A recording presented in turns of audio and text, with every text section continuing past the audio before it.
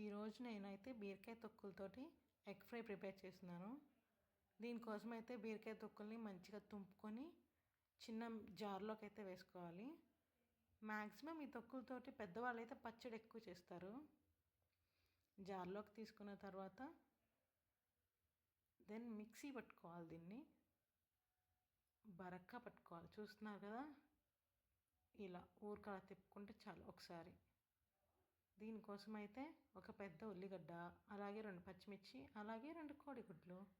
ఆ తర్వాత ప్యాన్ తీసుకొని అందులో సరిపడా ఆయిల్ వేసుకొని ఆవాలు, జీలకర్ర, వేరుశనగపప్పు, ఎండుమిర్చి, దాంతోపాటుగా కరివేపాకు వేసుకొని పోపు వేగిన తర్వాత కట్ చేసి పెట్టుకున్న ఆనియన్స్, అలాగే పచ్చిమిర్చి వేసుకొని మంచిగా వేయించుకోవాలి.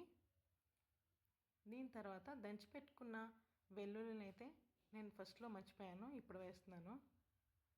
వెల్లుల్లి బాడీకి చాలా మంచిదండి. ఇవైతే మంచిగా వేగాలి ఆనియన్స్ అనేవి. దీంట్లో కొద్దిగా పసుపు వేసుకొని ఒక 5 మినిట్స్ అయితే నేను వేయించేసుకుంటున్నాను. ఉల్లిపాయలు ఎంత మంచిగా వేగితే ఫ్రై అంత బాగుంటుంది. ఉల్లిపాయలు అయితే మంచిగా ఫ్రై అయిపోయాయి. ఆ తర్వాత మిక్సీ పట్టుకున్న బీరకాయ పొట్టు ఉంది కదండి, దీన్ని తీసుకొని పచ్చివాసన పోయేంత వరకు వేయించుకోవాలి.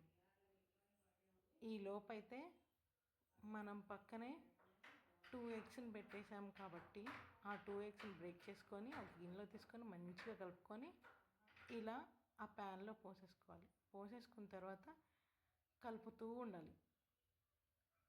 చూసారా, ఇది చూడటానికి నార్మల్ ఎగ్ ఫ్రై లాగా ఉంది.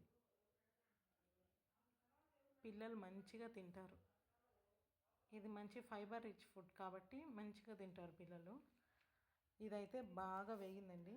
దీంట్లో అయితే నేను సరిపడంత ఉప్పు, అలాగే నేను కారం ఎక్కువ తింటాను కాబట్టి 2 టేబుల్ స్పూన్స్ ఆఫ్ కారం వేసుకుంటున్నాను.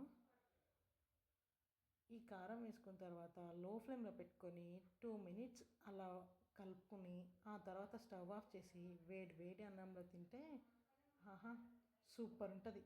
దీనికి తోడు రసం ఉంటే ఇంకా బాగుంటుందండి. నచ్చితే సబ్స్క్రైబ్.